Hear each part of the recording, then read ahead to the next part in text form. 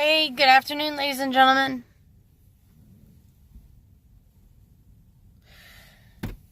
Well, this is definitely a year of change. Sorry.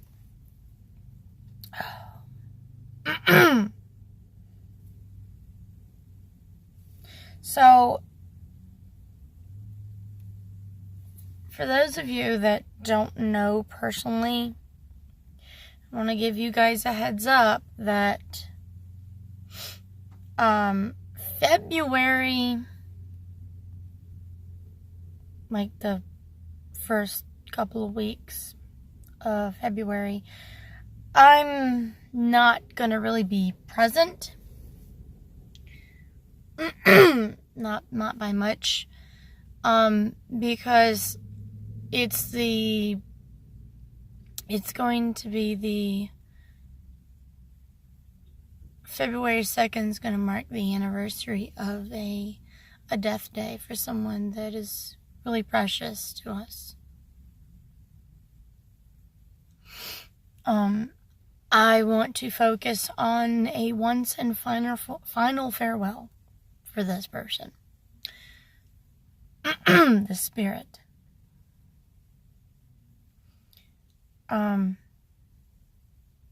If I feel up for it, I will have new videos on.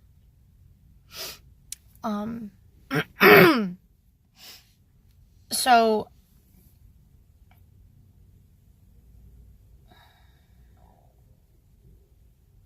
yeah. I do apologize if you guys are looking forward for a constant flow throughout February of videos, but you know, I'm following with what I need. And what I need is to say goodbye one last time. I parked a little crooked. I don't care. I don't care. So I've had a special request on, it's about the spirit journey, when it's about when you wake up and you're just not feeling it. You wake up, you're just not feeling it. Things just seem to be blah. So, honestly,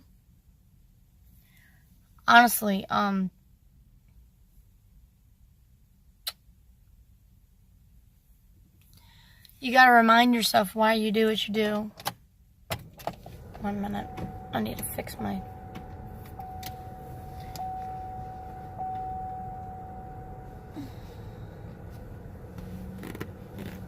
Because as I was driving, I was hearing wind whistling through my thing.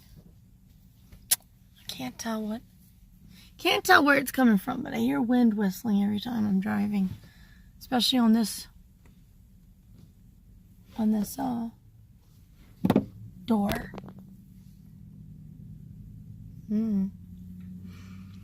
So,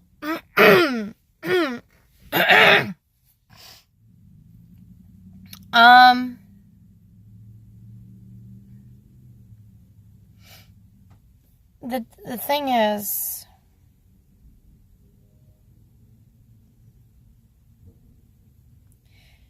how do I explain it? It's hard to put some things in words. You know, when you wake up and you're trying to do the right thing and trying to be self-aware and going through your spirit journey, you get these mornings where you're just not feeling it. You just don't want to get out of the bed. You don't want to people. You don't want to adult. You just want to be... You just kind of want to, you know,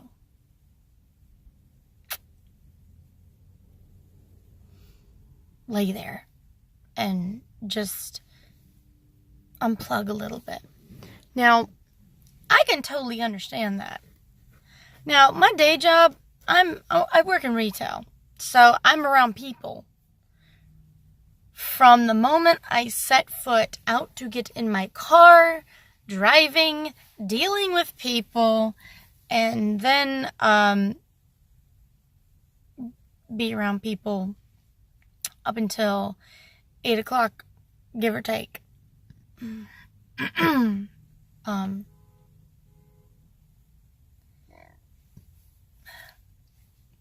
And it is hard. But you know what? I like helping people. I like seeing new people. I like seeing my regulars to come through. I do thoroughly enjoy it. A lot of people come just to see me. They'll buy like random things. And they're like, they'll tell me, I'm so glad to see you here. I really needed to see you. I really needed to be around you. You make me feel really good. I'm like, well, I'm glad I do that. You know, that really warms my heart. I appreciate that, hearing that, you know. And they tell me about the things that they're going through, and I'm just like, well, you know, keep your chin up. Chalk it up as a life lesson. And it's going to make you stronger when you're done with it. So I have customers that are very happy to see me. And some of them will actually go as far as say, you know, I didn't need anything today, but I saw your car and I stopped over here. Or they'll call and say, is this Heather? Yeah. Oh, okay. And then they'll hang up. Next thing you know, they're like, hey. I'm like, hey. I called. I wanted to make sure you're here. I'm like, oh. Okay. And those phone calls are really rare. They're really rare. Either that, they're the ones that are calling and they hang up as soon as someone answers. Because some people have learned my voice. Which is cool. Odd, but cool.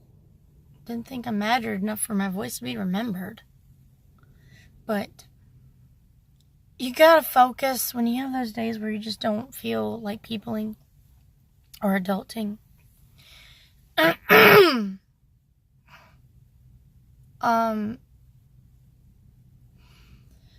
You gotta think of all the things that make you happy, that make your day. Remember the reason why you get up every day. Remember the reason why you have survived so long.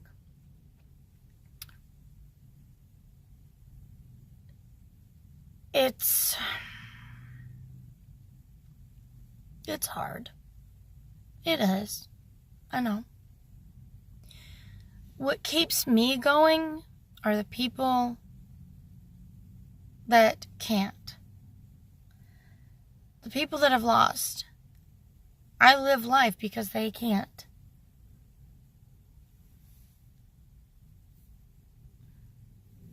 What in the world is that?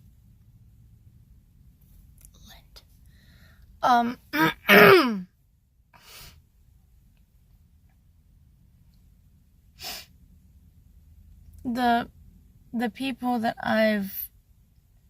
So, okay, that was really funny. This guy's trying to be cool and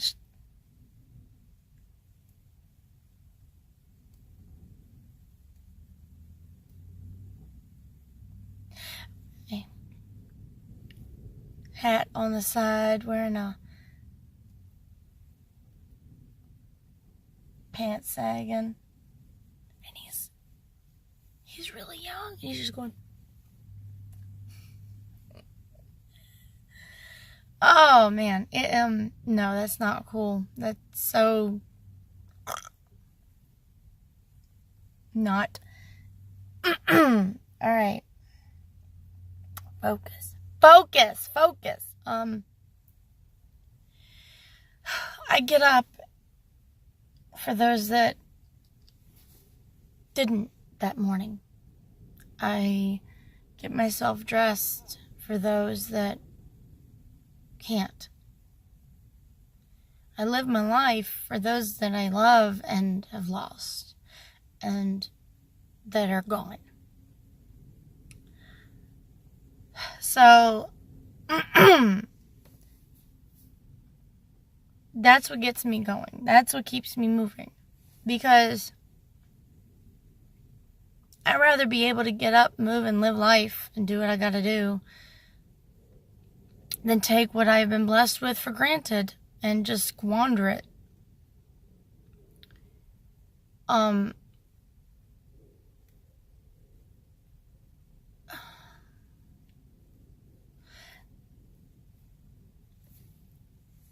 Because if you're not living life,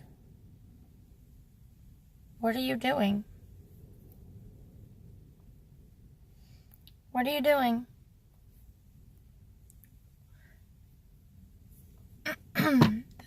I remember I spoke with a client who had a 7-year-old son who was alive but didn't live. He was the size of probably a 12-year-old, but he was 7. He couldn't go to the bathroom himself. He had to wear diapers. He couldn't bathe himself. He couldn't he couldn't feed himself. He virtually was a baby doll with a pulse. And she constantly asked me, what is he thinking?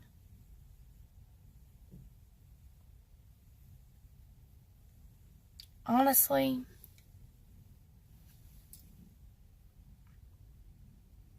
he wasn't thinking anything. There were moments where who he was shined through. Who he was shined through, and he was not happy. I read to her the fact that he wasn't happy. And she said, well, I rub his feet and take care of him and all that. And I told her the thought that came into his head was he sees his mom, his dad, his sister, who's older than him, actually who's younger than him, would go to school, could play, could talk, could sing, could wear cute little outfits, was able to choose things, was able to do all these things that he couldn't do. And walk. He wanted to be able to do that, and he didn't understand why. As time went on, he started developing thoughts. And she would constantly ask me, what is he thinking? What is he thinking? And I'm like, I don't mind doing readings for you, and I don't mind interpreting for your son and you. You're his mother. You need to build some kind of communication with him. Sure, he may not be able to speak and talk, but there are other ways of doing it.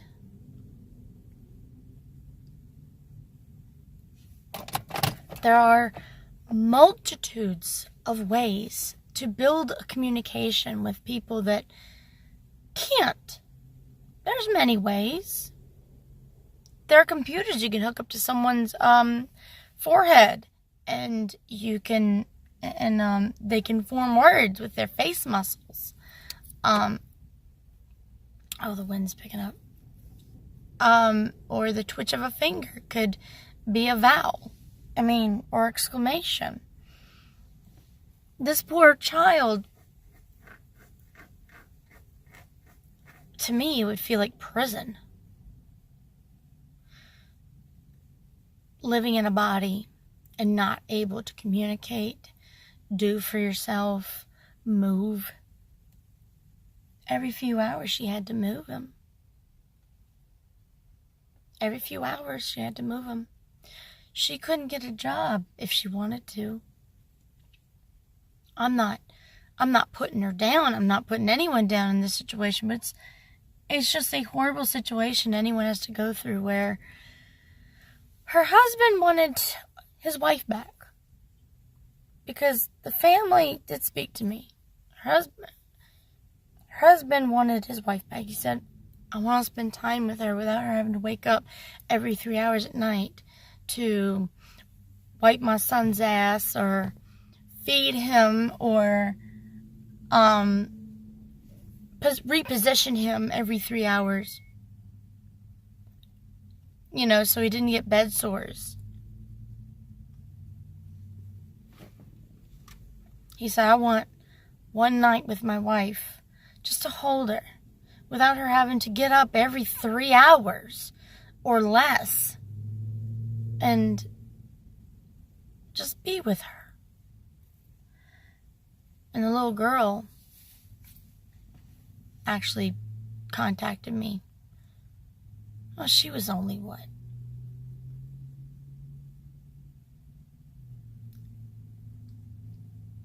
No, she's older.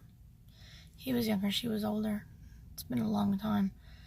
She was 10 at the time, and she told me that she wants to be able to spend time with her mother. She wants her mother to be able to go to some of her school functions. And she was depressed. She said, I want my mom.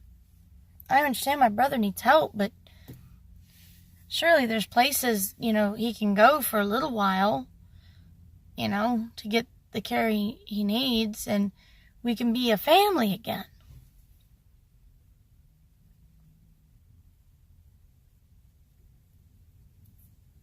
The moral of me telling you this is, find a reason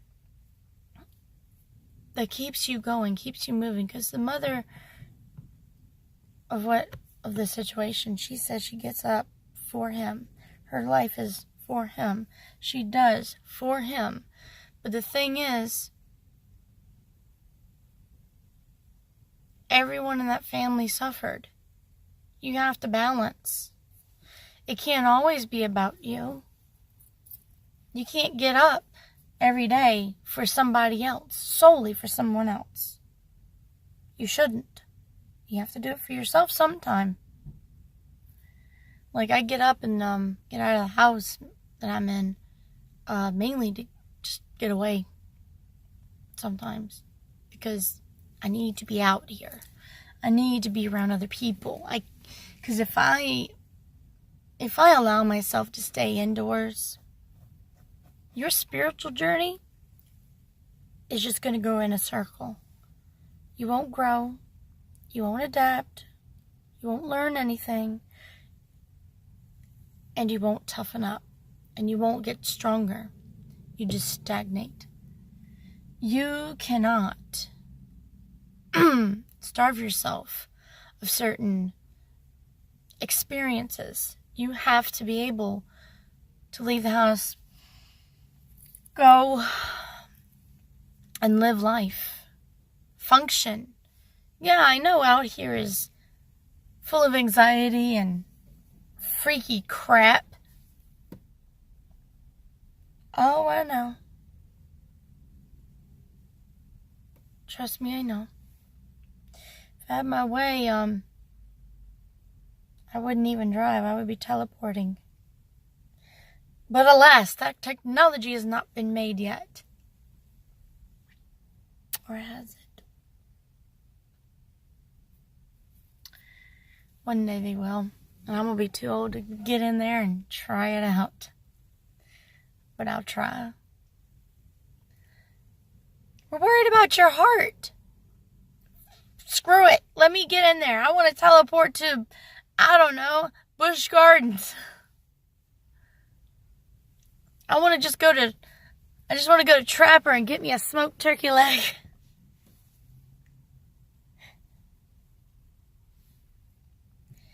I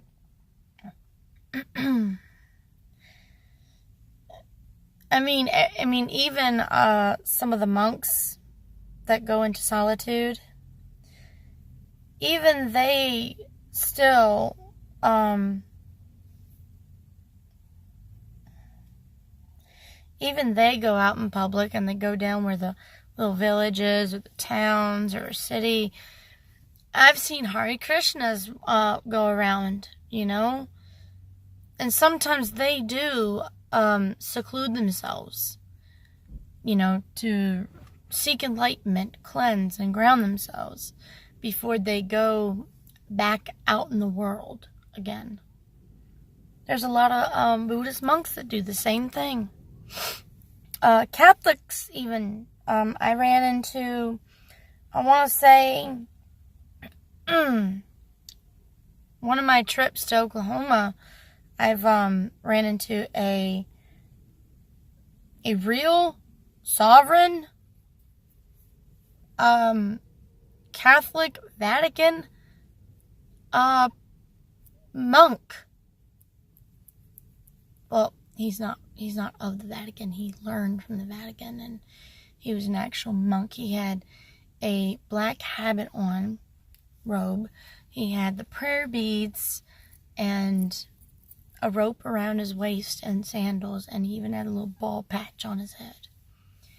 He was an honest to goodness brother monk. And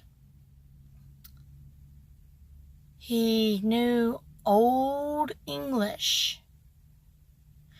I'm not saying Old English as in thy, thou, and thou. I'm saying 1940s terms. And he was so curt and proper.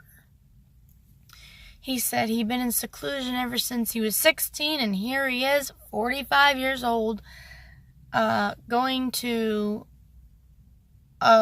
share the word at a church that is in call for a honest to goodness, uncorrupted person of the cloth. And he was going to go into some kind of ceremony and become a full-fledged father preacher. I don't know what's going on in Oklahoma, but they,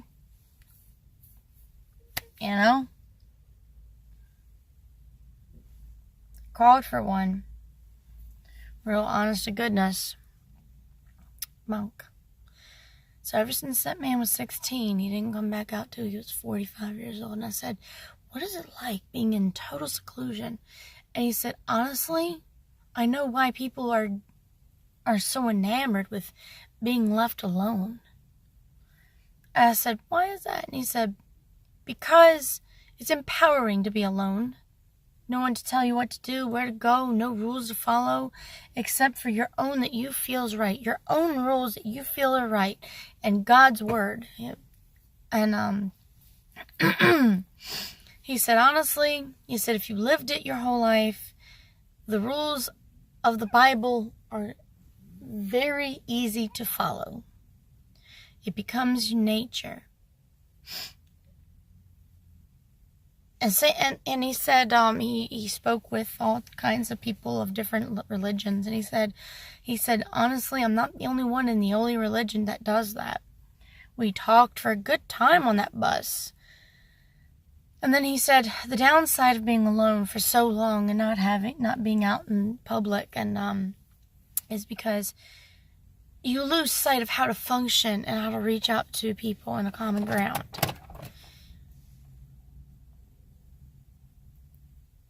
And he's right, because I've done that, I want to say by a couple months' time, almost a year. I've secluded myself at my mother and father's home, my home in Oklahoma, and I tried to do that in a couple months' time at the apartment that my husband and I used to live in. And honestly, it's a cozy life.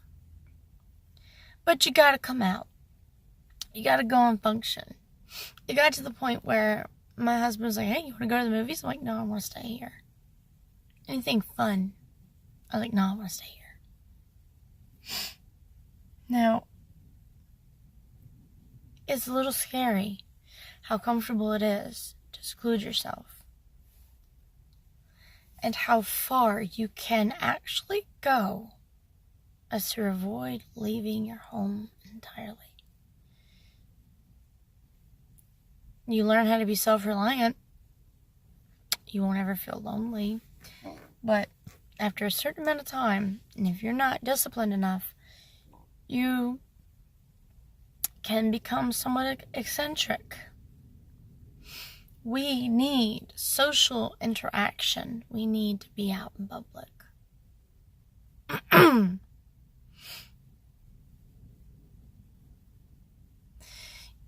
You have to find every reason to be happy and every reason to face what is out here, what is everywhere.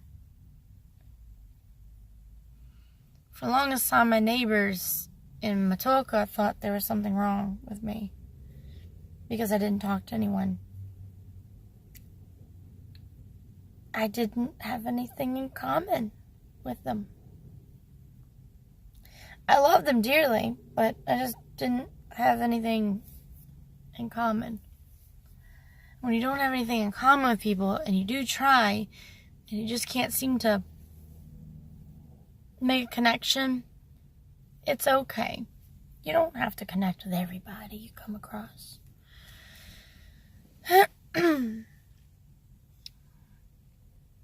It's almost about a couple months, a year or more, give or take, of this spiritual journey where you have to be comfortable with yourself and find your niche and let whatever be, be.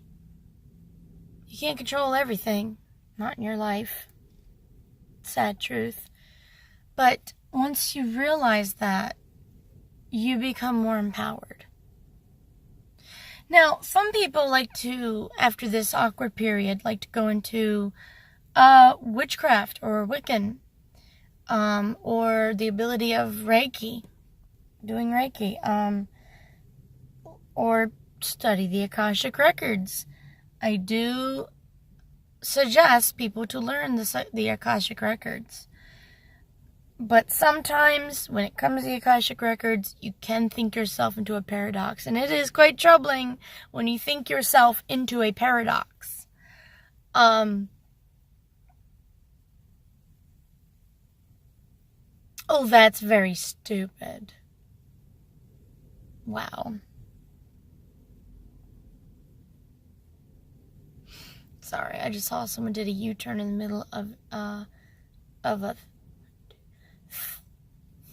3-lane entrance exit. You went, almost hit a car. Hey. But after a good little while of becoming self-aware and understanding what it really means,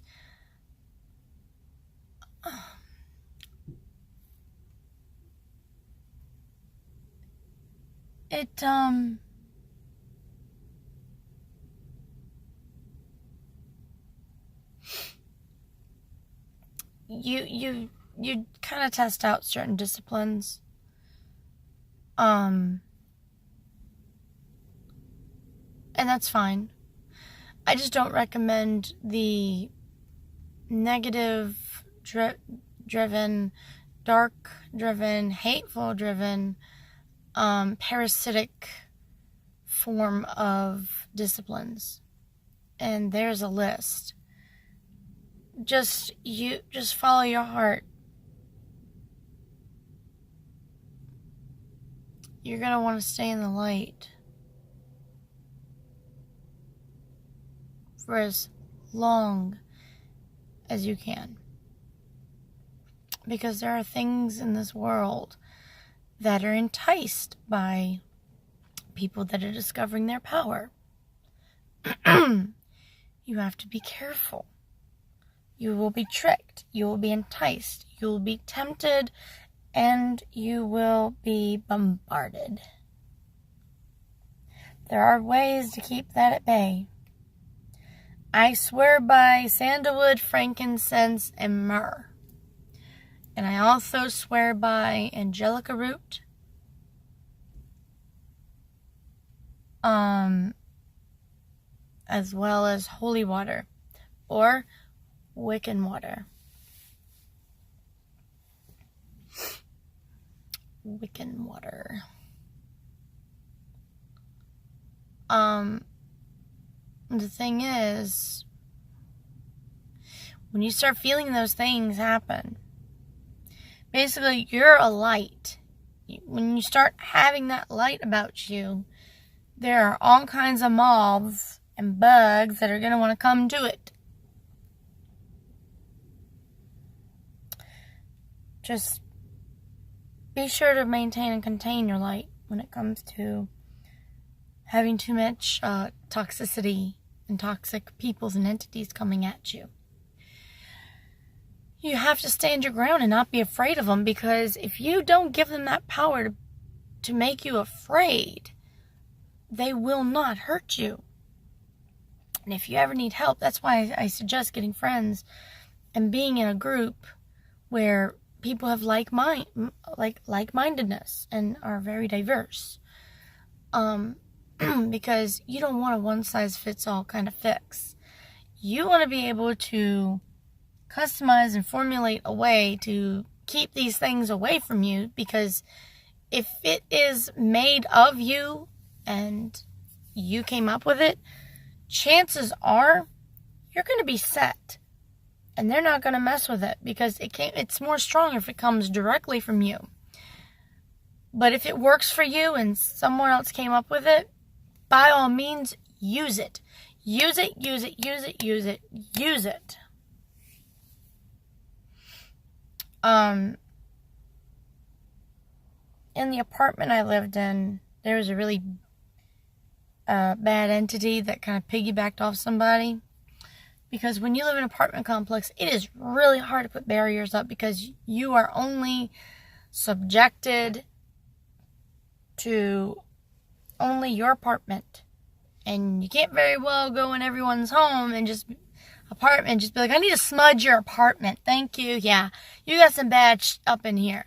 They're not going to like it. They're not going to care for it. And they're going to think you're either crazy or on drugs. Or a demon worshiper, whatever. But you're not. I really don't recommend doing that.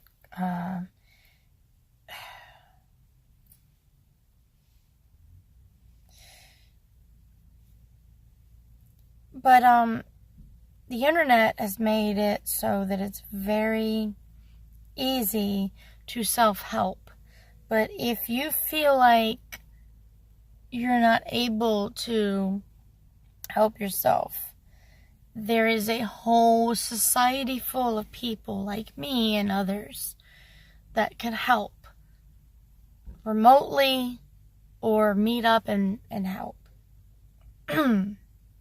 Thing is, a lot of those services do not come for free, not because we want money, but mainly because we need the money to help sustain ourselves, to help keep us maintained and protected. No, not because of the money, we have to be able to buy herbs, buy certain candles, do cleansing rituals upon ourselves, feed ourselves, because I don't know about other people, but when I do a house cleansing and purging and blessing and barrier protection, I'm hungry as a mother.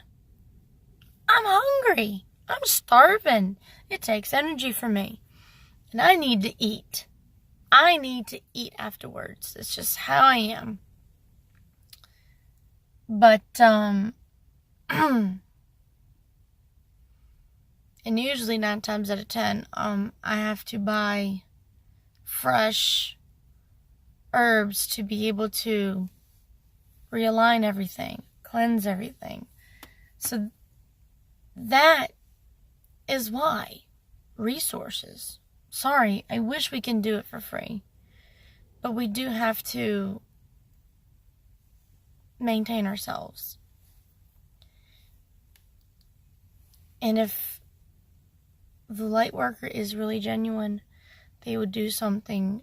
They will do something for you, or give you the tools to do it, because they genuinely want to help and they don't want to see anybody struggle. I've done that. I've actually cleansed, blessed, and purged and did a barrier of protection on someone's 3-story home